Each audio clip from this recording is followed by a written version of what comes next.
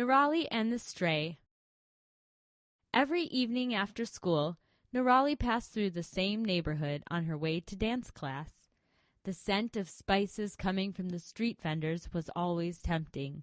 Every time she happily gave in and bought a delicious Mendoan.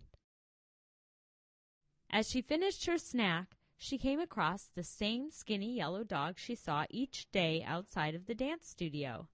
When she noticed his pathetic ribs, she couldn't help but give him the rest of her meal. She really wanted to have him as a friend.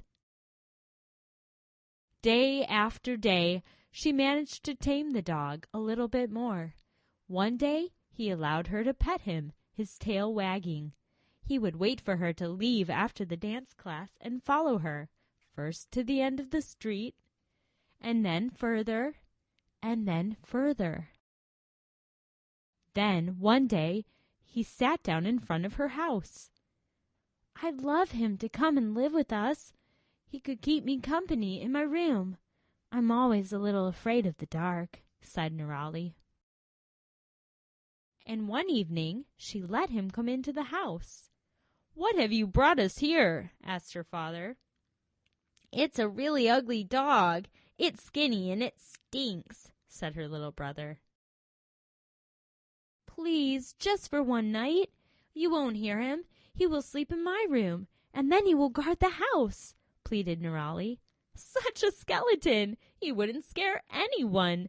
How do you expect him to defend us?" laughed Mother. "Let's call him Pariah," sneered her brother.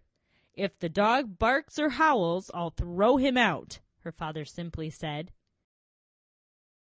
"If the dog leaves hairs or fleas everywhere, he won't stay in our house," said her mother, who was cautiously taking the dog to wash him in the shower. "And he's certainly not going to sleep in your bed." Nirali placed a blanket in a corner of her room so that her beloved Stray would be comfortable.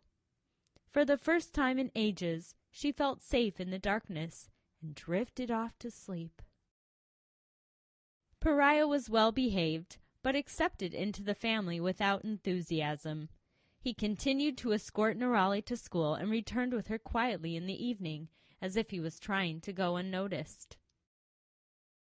And then one night, while the whole family was fast asleep, Pariah started growling, then barking, and then howling. The whole household woke up with a jump. Dad marched into the room furious. "I made it perfectly clear that I would not put up with the growling." Then he grabbed Pariah to throw him outside.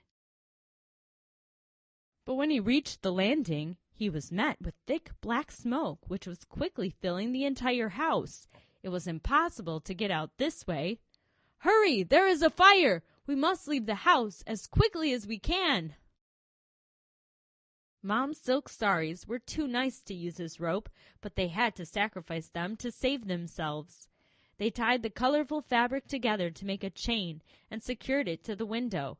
Nirali's family took turns sliding down the chain of saris until they were all safely on the ground. Dad was the last one down. Around his neck he had tied a sari like a sling. Safely tucked inside was Pariah. "Leaving him behind was out of the question," Dad told the firemen when they arrived. "He will always be with us because he saved our lives."